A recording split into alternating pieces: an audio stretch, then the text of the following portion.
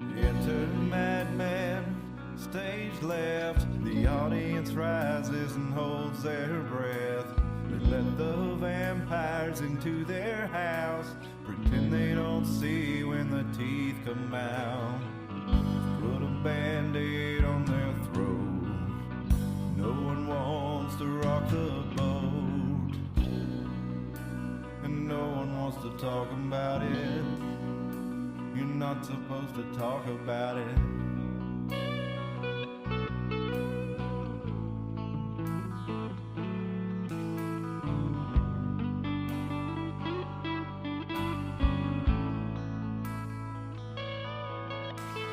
The curtain rises and the players come out. Webs of lies spinning from their mouths. Stop looking, listen for a little while. Pay no attention to the men behind the curtain. Just look away when you see the blood spurting down to a steady drip. I promise to leave you a little bit. I'll be back for another drink tomorrow. I love the taste of your terror and your sorrow breathing in your blood. It's never enough.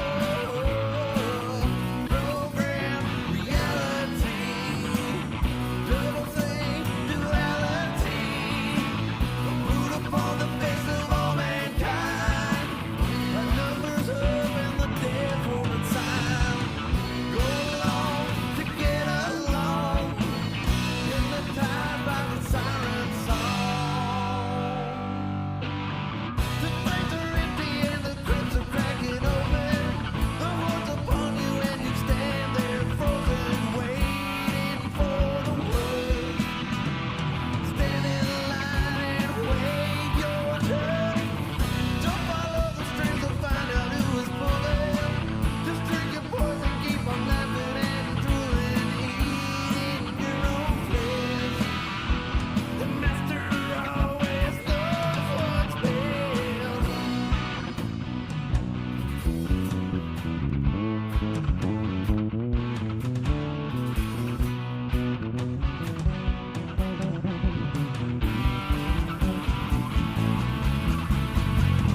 Worldwide genocide.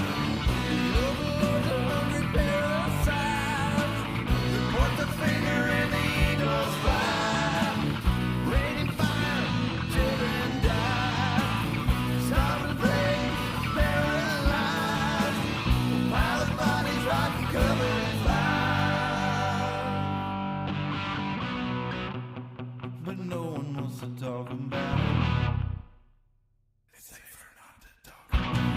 I cut my strings, no more bowing to the masters.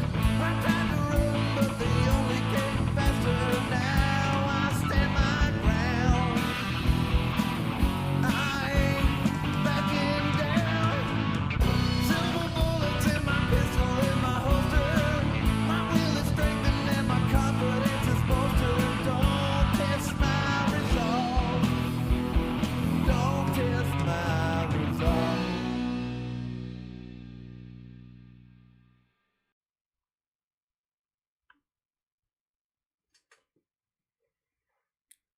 And Dustin is gone. Hello, everybody, and welcome to the Iron Mountain Hour. It is Sunday, April the 28th, 2024. Let me welcome you to our show, the Iron Mountain Hour. My name is Cliff. I'm joined by Dustin, though you can't see him. I'll fix that here in just a second. You have to get up and turn his camera back on. We've had a hell of a time getting this show started tonight. Had to restart the computer. Right now, we're showing that we're dropping 64% of frames on this broadcast, so there's not really anything I can do about it. We've reset all of our equipment. Hopefully it will come up in the upload and look good there.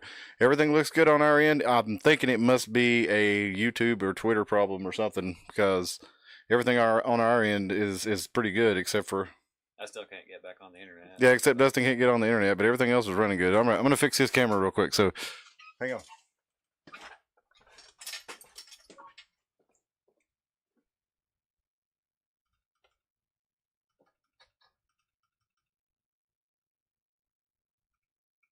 And there's Dustin.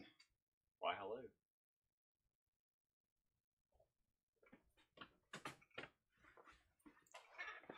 All right, so we're back in business here in the Iron Mountain. Jump in the chat and let us know what you think. Follow us on Twitter, or X as it's now called. I can't get myself used to calling it that. But follow us on X, follow us on YouTube and Rumble, whichever one you're not on. Go follow us on the other one. You never know when we might not be able to upload on one or stream on another, so definitely be in those chats and both of those channels. Email us at the ironmountainhour@gmail.com, and let's get into the show. We got a lot of exciting stuff to get into tonight. You probably won't be able to see it tonight. Let's just be real. You'll probably be seeing it the next day if you watch it. So we got to talking about... They'll argue in the comments. Yes. Tell us... Argue with the bots that comment on us. Yeah, I hope Diary of a Mad Hillbilly is out there watching. His comments are always really good. Let's see if I can pull the chat back up. It's gone down too, man. I don't know if it's a YouTube thing or what, but we're definitely having some issues. All right, I got a live chat room up here, so I can see the chat. So definitely get in that chat and let us know. We're in read-only mode for Twitter for some reason, but we can see your chats on Twitter, according to my computer. What's up, Spill? It keeps loading. Not sure if it's not you. I don't think at all, Spill. I think it's a YouTube thing. I think there must be some more powerful people than us streaming. We've dropped so far. We've dropped almost 15,000 frames, and even during the intro song, we were dropping frames. So I'm not sure what the issue is, but I'm hoping in the upload it'll still come out all right. And I don't know. Maybe if you're running in 480p or something. Potato. Yeah. Maybe I can lower our resolution and get it to go through better. I don't know. I don't know if I can do that while I'm running it or not. I don't think I can. I think I have to close everything off. But I mean, I don't know. Everything's coming through from our end. Do you think it would just compress it to where the video would be lower quality going to YouTube if that was the issue? So I don't know. I don't know, but I'm done trying to figure it out. We're still gonna go through and we've still got a show to do, and hopefully it's collecting all the frames and uploading them later, and we'll get a good quality upload, even if we don't get a quality live stream. I'm sorry for that for y'all that are hanging out, Spill, and y'all in the chat.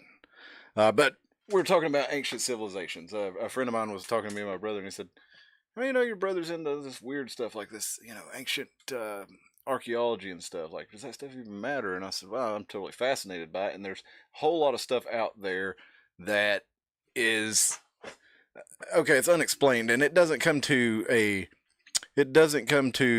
an absolute conclusion that yes, this means definitely there was an ancient technological society and sometime in our past that we don't know about, but it's okay to ask the questions." And I think a lot of people here, archaeologists and other scientists in general, these guys, their brain really kind of works on a different level. It's not the possibility of what if. They don't think about what if really so much as they think about what do we see in front of us and what can we directly infer from this. Like, going past direct inference is like, it's not scientific, so they don't tend to live in that world. So it takes a certain imagination to kind of come up with some of these ideas that turn out to be right in some cases and other cases not. But at any rate, there's a lot of things called out-of-place artifacts, things that just shouldn't be showing up where they are. Like, we'll get into a few of those later. There's supposedly like a 400 million year old hammer, that was built in it was like an 18th century style, and it was found encased in rock, and they don't really have any explanation for it. But that's not nearly as impressive as something like the Antikythera device. I think that's how you say that. But we'll talk about that a little bit later. But one of the things that I wanted to look at, because I feel like this was a fascinating place to start, is lost libraries. There's all kinds of legends of lost libraries, and probably the most famous would be the Library of Alexandria that was burned probably about 40 BC, they reckon, by Julius Caesar's men. And I hear people lament the loss of all the knowledge of the Library of Alexandria, and I was one of those too. But it kind of comes down. If you look a little bit more into it, the Library of Alexandria, by the time it was burned, it had already fallen into ruin and disrepair. So I think this is pretty key. There weren't people around to care about it and upkeep the place. And eventually, when Caesar went through it and did, laid waste to the place, it was, all thrown into it was all burned, and, but like I said, a lot of this stuff was already lost somewhat. And volumes and volumes of Catgirl fanfic. It was ancient Egypt we're talking about. Alexander the Great, had kind of compiled this knowledge starting in Alexandria. But anyway, there was all kinds of, and it could have been catgirl fiction, and it could have been hentai. I mean, we've seen the hieroglyphs, and we've seen Tim's computer. So, but at any rate, we've got the fate of the Library of Alexandria, according to Britannica.com. It remains provocative and controversial. For many centuries, the main point of contention was whether or not the library, or libraries, as two sites existed, survived until the Arab conquest of Alexandria in the 7th century. In the 21st century, however, the topic has cooled down. There's growing agreement among serious scholars that both libraries had both perished long before the Arab conquest, and they further believe there's enough evidence to show that the destruction of the two libraries occurred at two different times. So they say it was 48 BC. Julius Caesar became involved in a civil war in Egypt between Cleopatra and her brother Ptolemy XIII. And Caesar sided with Cleopatra and was soon besieged by the Ptolemaic forces by land and sea in the Great Harbor. And he tried to burn the enemy fleet. And in this, he caused this fire that spread into the Library of Alexandria, especially. It went from the docks of ships to the dockyards, and just eventually destroyed the Great Library. And this is supported by a scholar named Strabo, who during a long stay in the city from 25 to 20 BC, he expressed in indirect manner his regrets over the loss of the great library that once supplied Eratosthenes and Hipparchus with the original reports of earlier discovery, sources that were no longer there for him to consult. Okay, so then there was another library. That's a name we need to bring back. What's that? Strabo. Strabo, yes. I like Strago in Final Fantasy 3 or Final Fantasy 6. I wonder if he's named after Strabo. The daughter library, though, was protected by the Serapeum. It subsisted up into the 4th century as long as paganism survived. But when Christianity basically took over and became the only religion of Europe, the Emperor Theodosius I wiped out all the vestiges of paganism that he could with a decree in 391 that demolished the temples in Alexandria. And Theophilus, the bishop of Alexandria, he led an attack on the Serapeum and took down the statue of Serapis, and they destroyed the temple, plundered it, and built a church on the site.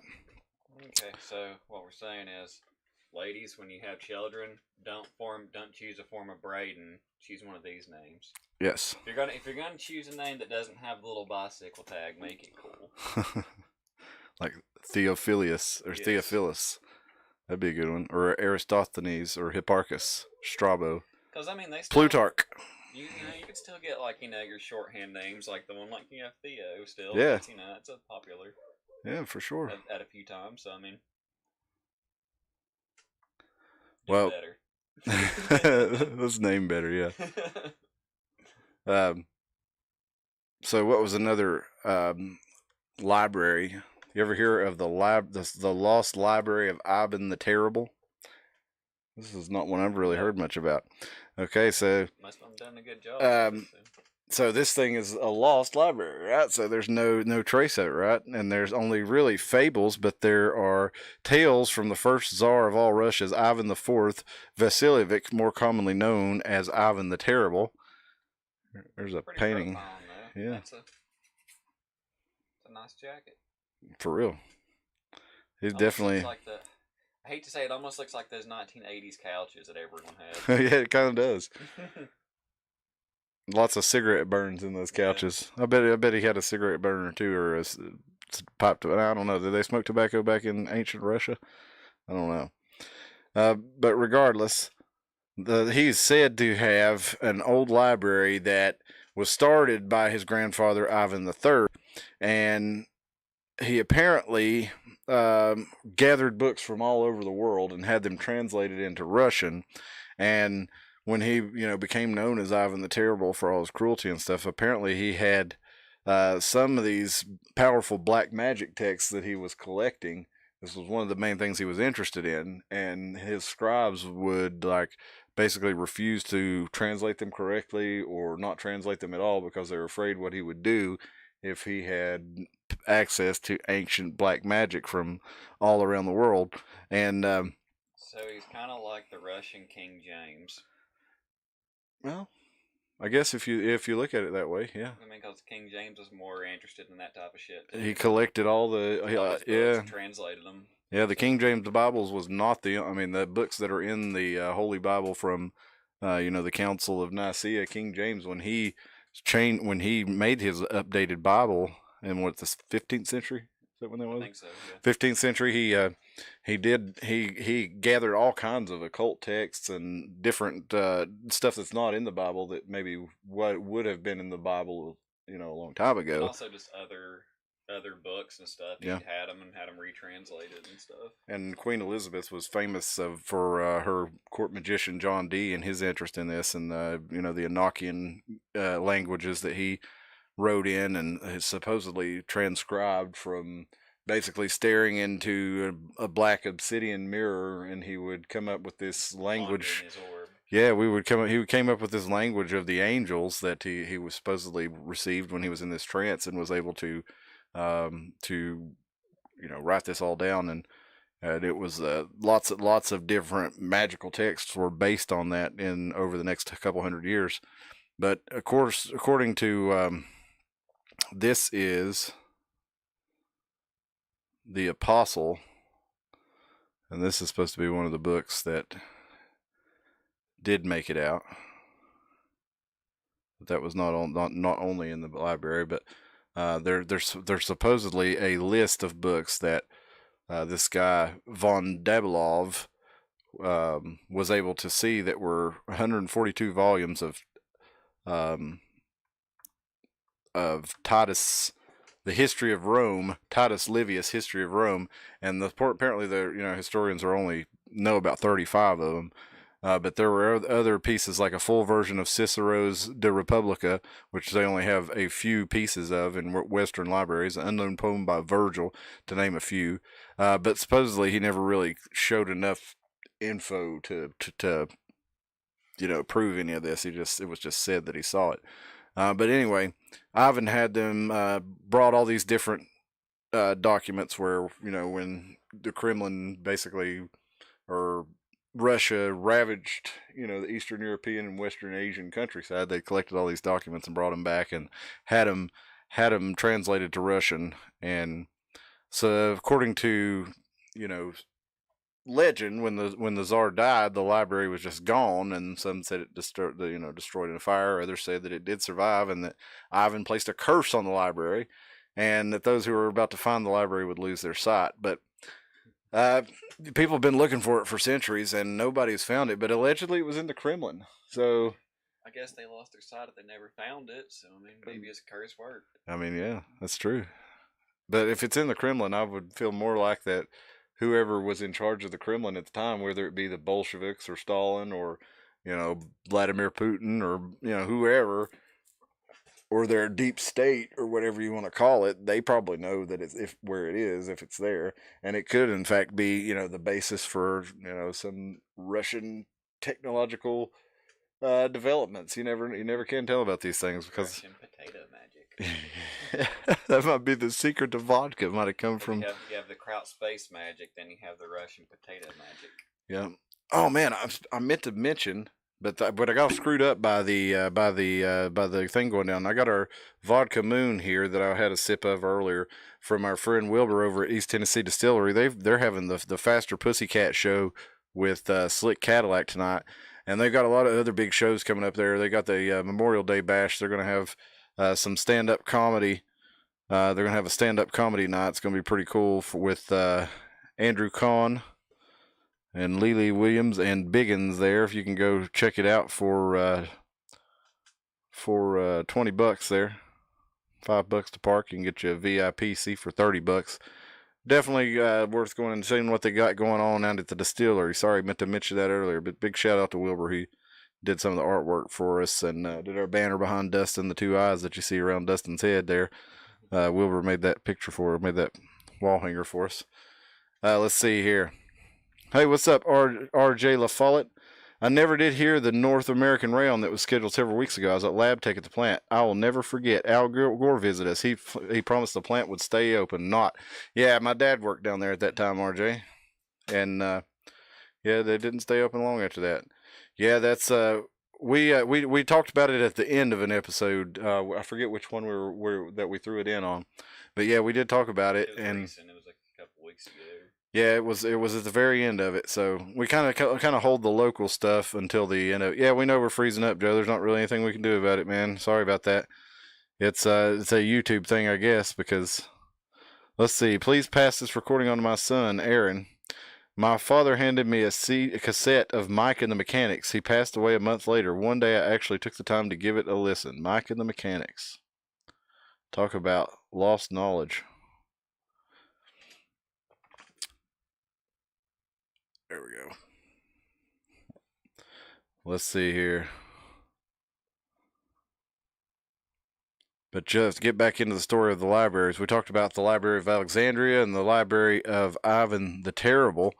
During the first half of the 20th century, the Russian archaeologist Ignatius Stiletsky spent his entire life looking for this library. He used maps of the Kremlin from different centuries and archive material. He started to speculate on the location of the library and was granted permission to excavate by the Soviet government in 1929.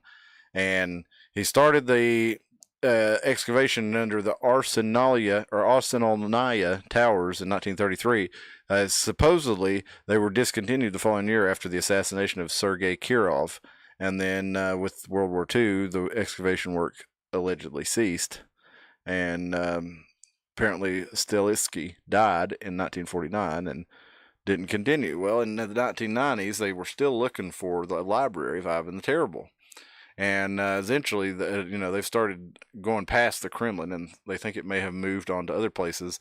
And they're checking a few different cities and towns and villages there, but they're not sure if they're ever going to find it, according to this story from AncientOrigins.net. And this is a photo or a painting of Ivan the Terrible, putting his treasures out there. Treasures to the he's the to the ambassador of Queen Elizabeth I, which was when John Dee was her magician that we talked about earlier. Would have been, John Dee might have even been. He definitely would have been interested in all this stuff. So it's pretty interesting stuff. But we don't know what happened to that. That's library number 2. That's mysteriously gone missing. That we can look at too. Okay, let's look at this one here. I think this is probably one of the more significant ones, but it's probably one of the lesser known ones. This is from Culture Critic on X, at Culture Critic, and how much human knowledge has been lost to history. Well, this ancient wonder was raised by the Mongols in 1258, and it's said the Tigris River ran black with ink. And one person apparently reported that when they tore this library down, in ancient Babylon or ancient Baghdad, that they actually had enough books to make a bridge that you could ride a horse across the river. That's how many books were in the river. So let's just keep going in here. 1,200 years ago, the world's largest city was Baghdad, and had 1.5 million people living there at its peak. It was a round city and had one of the world's greatest libraries. There's just a good picture of the layout of Baghdad, about 1500 BC. The Tigris River here.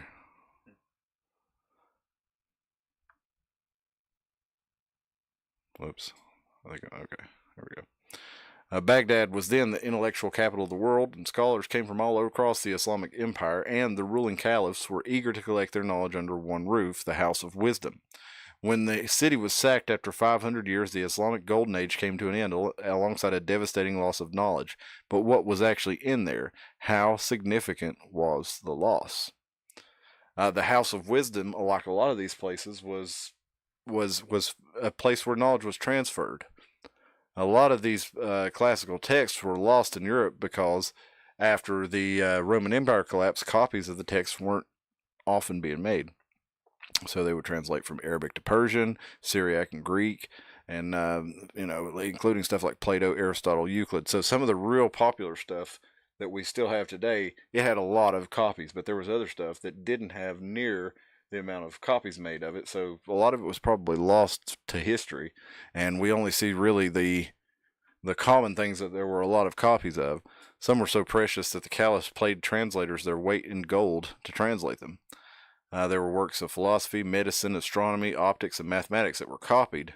But there was also original research, stuff in algebra, the pioneering of medical techniques. A lot of that stuff did come from the ancient, Arab world. A lot of them, we use Arab numerals today. We had Roman numerals, and the numerals that we all use that we're familiar with, we call those Arabic numerals. But so much knowledge was stored there by the 13th century. Apparently, the Tigris ran black with ink when the Mongols sacked it. So many books were thrown into a river that they formed a bridge that would support a man on horseback, according to one ancient source. And here's a depiction of the ink river flowing through the town.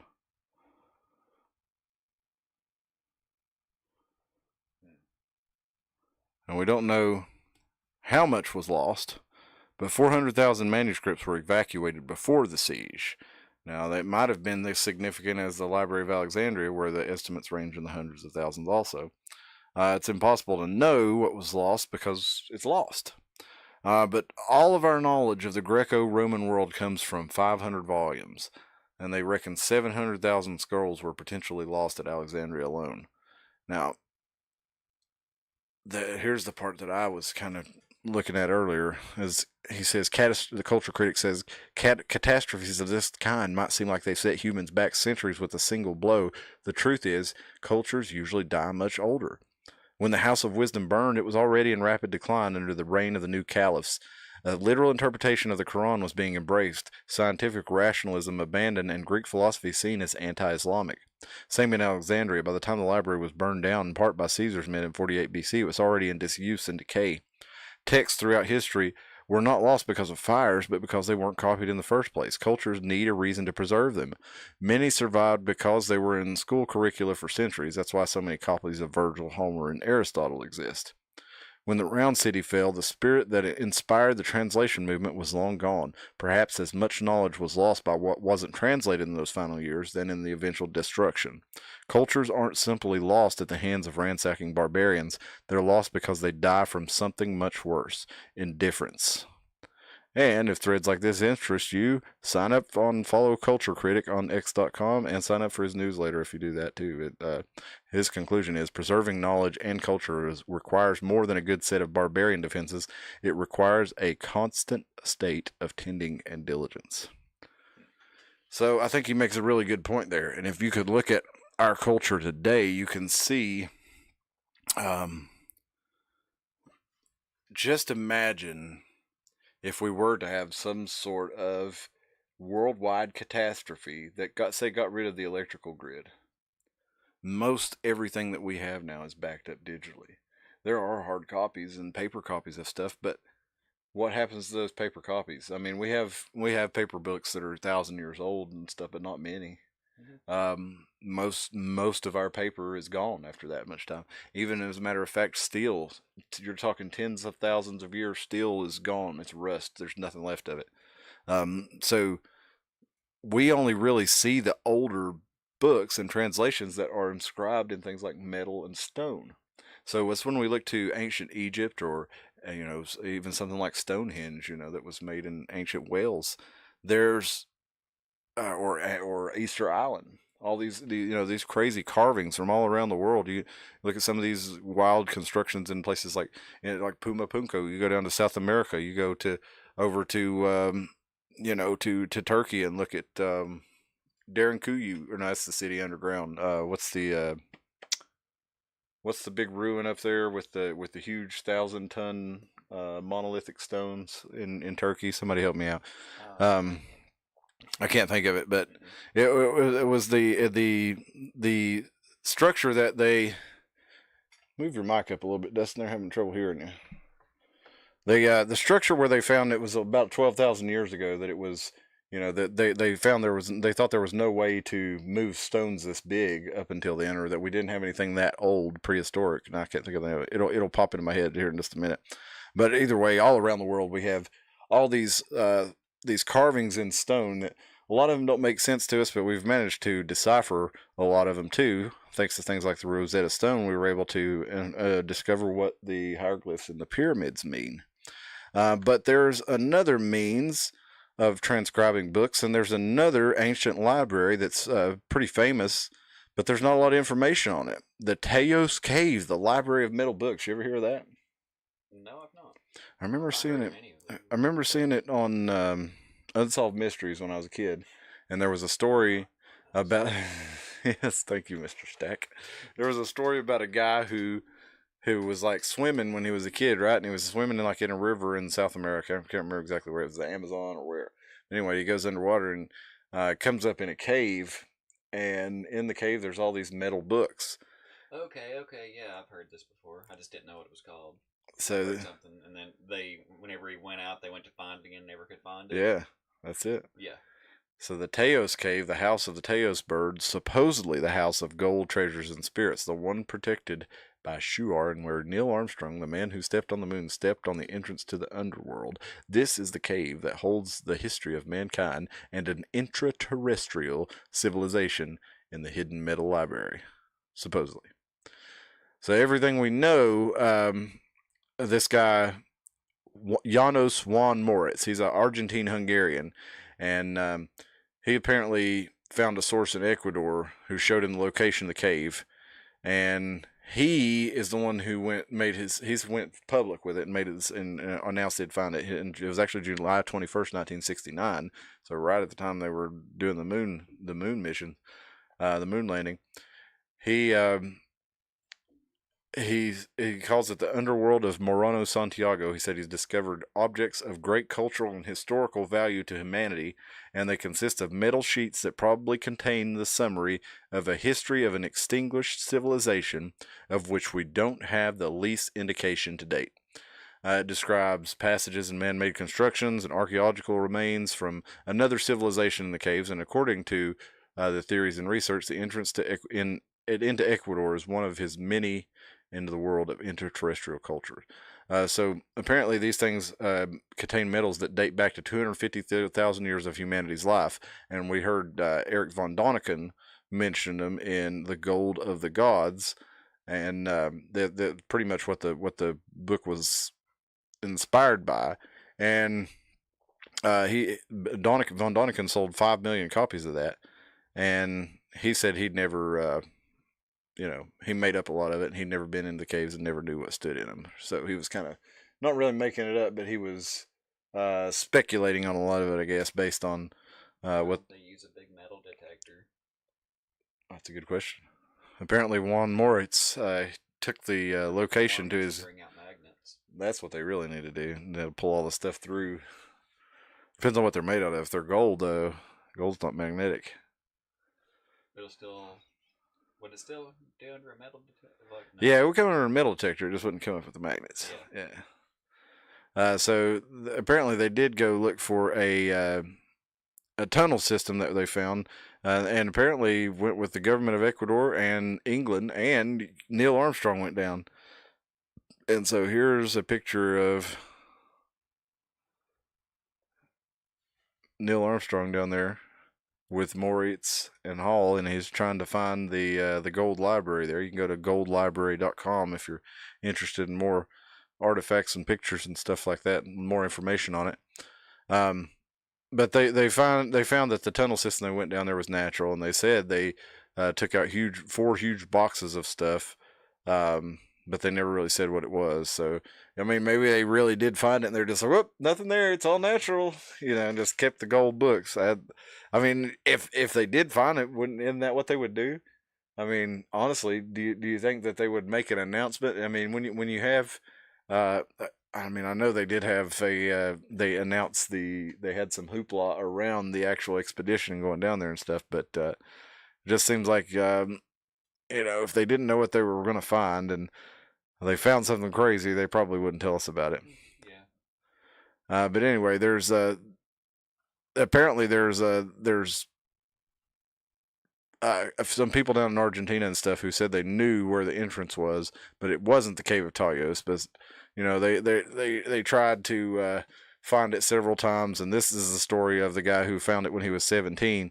He said he visited a room with metal books similar to one with books something similar to glass, and he described a giant skeleton covered in gold leaves in the middle of the hall. He allegedly did not take any photos as evidence because he knew by precedents and explorations of other researchers that people wouldn't believe him. But what he supposedly did was leave his initials on 7 metal tablets to leave evidence of his presence in the Great Library. And they kept postponing the project, and again, everybody involved in it eventually died.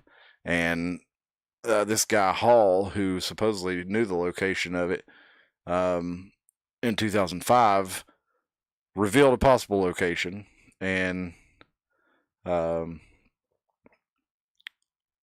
Hall wanted everybody to get it from him. But as of 2017, there's nothing found, and it pretty much died back in 2008 when Stanley Hall died. So, did it really happen? I don't know. There's a lot of different sources of it, especially if you go to goldlibrary.com and look. They've got a whole bunch of stuff. And this article that I'm looking up on sagative.com, I didn't put it in the damn description. I should have, but it's a pretty interesting one too. She's got a lot of good sources on it. Maria Isabella Gordillo, who is the author of the article, and I'll just add this to the description now. Thank you. I meant to put that in there for y'all. Give me just a second. Of course, it's not like we're on a good timeline here because we're a little bit off. So I'm sure you don't mind if I take the time to put it in there. Well, let's check the chat out real quick in the meantime. Can you hear Dustin all right now, RJ? I know the glitches are bad. I'm sorry about that. Hopefully it'll be all right to watch tomorrow. That or it's like we're doing interpretive dance. Yeah. That could be fun too, though. Had enough books to make a bridge. Enough books to make a bridge. Wow, it's the audio is good and we're jumping around. That's way behind where we are right now. So hopefully that's all right. But I'm adding that link to the.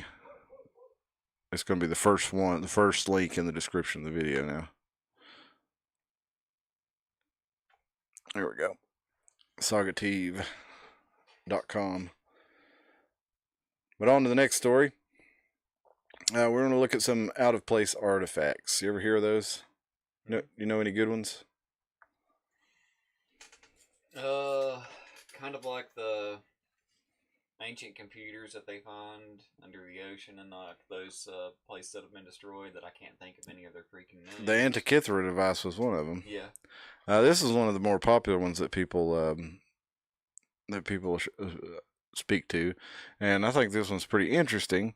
And I especially think the debunking that we're going to look at here in just a second is interesting. So look at this real quick, and a lot of people have looked at this and said this looks like a helicopter of some sort, right? Mm-hmm. There's your rotors, and there's your tail, and this is the shape that we're all familiar with. Up like that, it's a low altitude helicopter. Oh yeah. The higher altitudes usually didn't have tails like that. Oh, okay. And then we got this that people say is like a spaceship or a plane or something of some sort. And this is, people say it looks like a car. And we'll get back to that here in just a minute. Oh, wait a minute. Am I even showing this? Okay, hold on a second. Make sure I'm showing that. Okay, this is Fallout Universe confirmed, because those are the cars that they had before the bombs dropped. Yeah. And after those are like the big mutated bugs. Ah, I see. This could be vertibirds. And, Vault-Tec was actually wanting to go to space. Yeah. Instead of did you like the Fallout series? Have you watched it all? I've watched the first 2 episodes. I watched the whole season. I thought it was quality. I've heard a lot of people be critical of it, saying that, oh well, it didn't explain what was happening. People who weren't familiar with Fallout wouldn't know. And I was like, how would you not know? I mean, even if you weren't familiar with Fallout, you see nuclear bombs happening, and you might not know immediately that they're in vaults, and that's where they survive. But the show spells it out as you go. I mean, even if you didn't immediately understand, you can wait a couple episodes in it to know what's going on. It actually puts you in a better position than those of us who are familiar with Fallout, because you get to experience the story fresh all over again, while we already know a lot of what's going on, and they're just looking for Easter eggs like, hey, there's dog meat, But and the fact that it's the furthest in the timeline, so it takes place after Fallout 4. Mm-hmm. I wanted to. They had Fallout 76 on sale, and I thought that might be a fun one to do because it's a sandbox, Fallout. It's also where it was online too. Yeah, well, that's what I mean. It's a lot of it's like a lot of survival and MMO games where it's just you put the players in there and you see what happens. I think those are a lot of fun, but apparently Fallout players didn't really want that when that came out. I've heard it. Yeah, I've never played it because I was like, whenever I saw that, I'm like, there's no NPCs. It's just the people that are actually, Yeah, there's like like raiders and stuff, but there's no like quests, or there weren't. They added them yeah, later. they added that because it was such a fiasco. That was just like But I don't But know. I wanted to play it because of the setting, it being West in Virginia. Appalachia. Yeah, and you could go out and find the cryptos, and the Mothman. fight the It Mothman. speaks to you telepathically. Yeah, I think there's like 10 different West Virginia cryptos in there. It's pretty cool, or cryptids. Mhm. But I haven't played it, but I thought it would be really fun, like stuff like DayZ and Conan, where like there is kind of a story and there's kind of quests, but they're like, it's not like, here, follow this dot on your radar and then pick this thing up and take it there.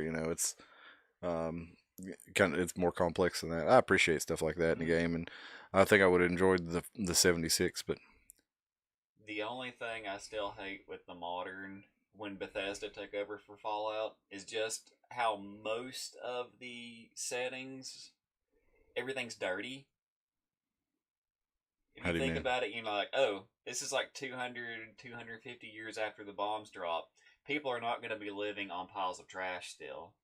There's still going to be stuff, like the buildings are, crumble that they've built back around, but they're not going to be living in trash. If you look at Fallout 1 and 2, the cities and settlements, yeah, there's, they're built around ruined cities, but they're clean. The people might be like impoverished and stuff, but they're not living in their own trash. There's not all that jazz just laying around like it did in 3. And then they kind of kept that part of the aesthetic through the. Dustin, you are awful Other quiet Bethesda there. ones. I don't know why you're so quiet tonight. Oh, I don't know. Might even scoot your mic up a little bit, because you're still. Check. I have no idea. Well, it's one of those nights, people. Yep. But anyway, yeah, Well, the feed is spotty. Hopefully it'll be good tomorrow. I appreciate y'all joining us anyway and sticking with us, and hopefully you're getting something of value out of it. Let's look back at some of these out-of-place artifacts. We're looking at hieroglyphs right here, but there's a lot more. It's not proof of anything, but it's interesting to look at, and I think we're going to look at the archaeological explanation here in just a minute.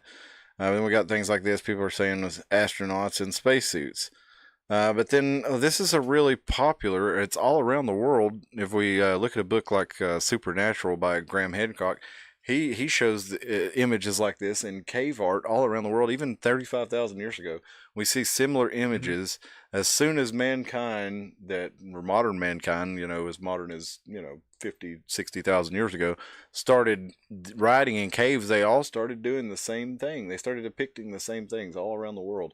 And one of these is this is a real common one. A lot of them is like a guy with something stuck in him. A lot of them are like people with animal heads.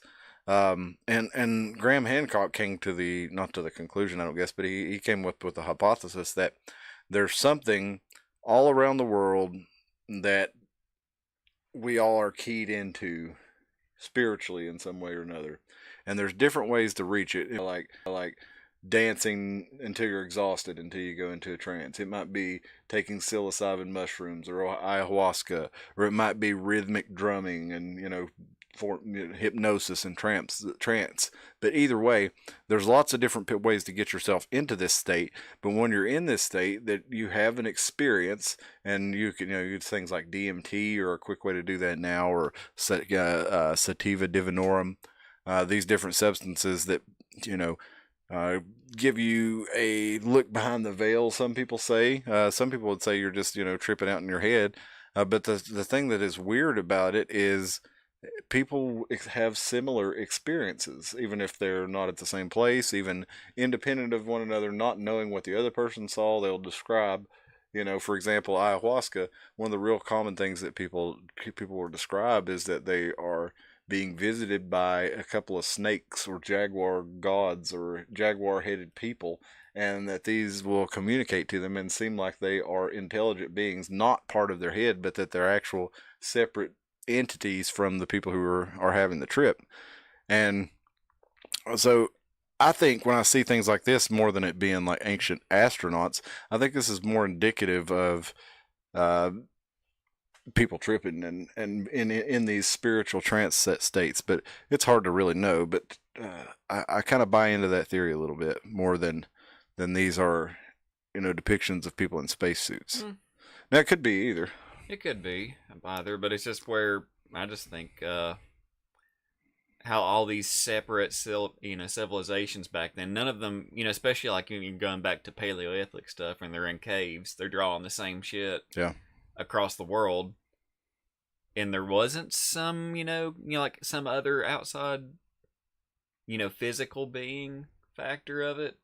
That it's like that's why do all the different things have like tails of like the same kind of beast, the same like dragon tail, and so how do all these individual cultures that never saw each other through the whole their culture rose and died, not knowing about these others, but yet they had basically all the same things. Without those things being there at some shape, form, or fashion. Yeah, and recently Graham Hancock was and they were kind of having a debate over, what some of these things might mean. And one of the things that they tried to basically debunk of Hancock's theories was, they were saying that the Quetzalcoatl myth, that must have come from the Spaniards, and the Spaniards were basically trying to introduce themselves as gods into the religions, and because they conquered them, then that's why why these stories are all the same. Of these red bearded men came on boats, or a plumed serpent came and brought them knowledge of agriculture or things like this, and you could disregard that if it were just the Aztecs already had great agriculture. Well, if it were just the Spaniards came. Well, I mean, I don't know about that, to be honest. I know the Aztecs had a huge city, Tenochtitlan, I believe it was called, and they had a huge like concentric circle, a lot like Atlantis. So some people were saying that perhaps, and again, these Quetzalcoatl myths, they go back way before the Spaniards, and so even if the Spaniards did kind of take over this mythology and write themselves into it, these stories were independent of the Spaniards, and they were also they kept focusing on Flint Dibble, the guy wearing the Indiana Jones hat, who does not deserve to wear the Indiana Jones hat because he's the exact opposite of what Indiana Jones was, and Indiana Jones would hate him because Indiana Jones, in the character, was always stepping outside the lines of archaeology to make the next discovery and find the answer, and this guy is living strictly within the lines of archaeology, and I don't blame him. We got to have those people that strictly, okay, this is what we can prove. We can speculate a lot, and speculation's great, but we can only prove so much, and we do need people to say, hey, look, this is what we can prove. So it's not, I don't want to discount his contribution, and although I don't like him. Like that one thing, like I was saying, how with the Aztecs, the stuff in the Amazon, it's like, cause okay, during like the Younger Dryas period, the Sahara was a big lush area. I've read something, I forgot where I saw all this stuff, but it's like if you look at how the Amazon is laid out, there's only these type of plants and trees. They're like in gridded sections of the rainforest. Yeah. So it was like they were like big gardens, big like agriculture areas, and then whenever the civilization fell, it just kept growing wildly, and it turned into what the rainforest actually is today. And they also found that the rainforest, the soil of it was man-made. What would they call it? Terra prima or something like that. It's a man-made soil that has to be designed in order to for agricultural purposes, and that's what the rainforest is growing on now. And they say it was a lot built out of some of these old agricultural societies. So the idea that the Spaniards introduced agriculture, and even though I don't think that's exactly what they were saying, that maybe the Spaniards or that Quetzalcoatl introduced the idea of agriculture, not agriculture itself. I don't know. But this picture that we've got on the screen here was one pointed to by Eric von Däniken in the Chariots of the God, and some people say looks like it doesn't. I mean, it does look something like a rocket engine back here. This does kind of look like flame, and this guy does look like he's piloting it. He really does. And this looks like some sort of breathing device. I mean, but does that mean that this guy was a spaceman?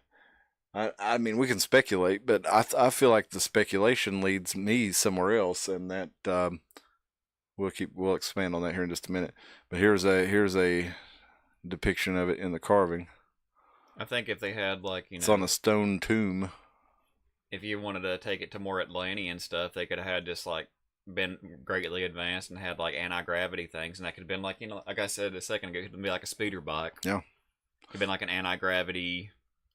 And it could travel fast enough to where, if you were open, it would, they have a breathing apparatus because, hey, race car drivers going, what do you think, like a fighter jet an hour, it's like they have oxygen, or, at least an air line fed to them where they can draw air in. Yeah.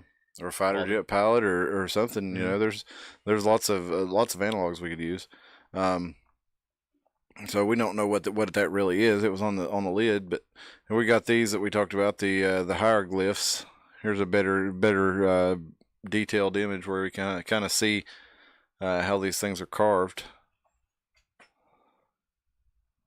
and we see that there's some chunks of stone missing around them. So it's not the whole carving. So we're going to find out about that a little bit more. And with the helicopter, I mean, it's straight up because it's the bay, like the sliding bay, and yeah. But let's look at this real quick. We got this from Matt Peoples. He's an archaeologist. And he says, today in my pseudo-archaeology class, we discussed the importance of context for archaeology and how pseudo-archaeology is particularly contemptuous context, as Fagan put it. And he likes to use this helicopter hieroglyphs. And he says that ignores the context. That is, these are helicopters and planes and stuff like this. He says this was a temple that was constructed during the reign of Seti I and later used in the reign of Ramesses II. What these pictures actually show are honorific names for each of the pharaohs superimposed. The claim, of course, ignores the context. This was a temple that was originally constructed during the reign of Seti I and later years during the Ramses. Oh, I'm sorry. The original carving said, "He who repulses the enemies of the Nine, Egypt," referring to Seti I. This carving was later plastered over, and then the new carving read, "He who protects Egypt and overthrows foreign countries," referring to Ramses II. And he shows that these are their names over top of each other. He says, over time, the plaster eroded away and we're left with strange shapes. In light of this context, the helicopter argument is silly, but that haven't stopped the idea from spreading. Well, I don't think that means that the helicopter idea is silly, and I'll give you a little bit of a reason why. Let me go to my email here. So I'm going to show you. Let me find it here. Oh, that's not the one. Just a second. Did I not send the last one to myself?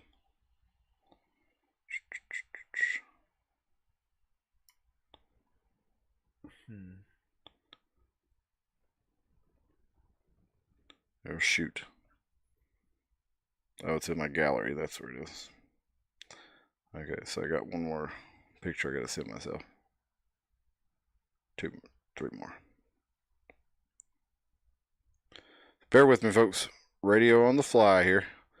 But these images are from a couple different books. One of them from The Serpent in the Sky, The High Wisdom of Ancient Egypt by John Anthony West. And they go into a lot of what we're talking about here.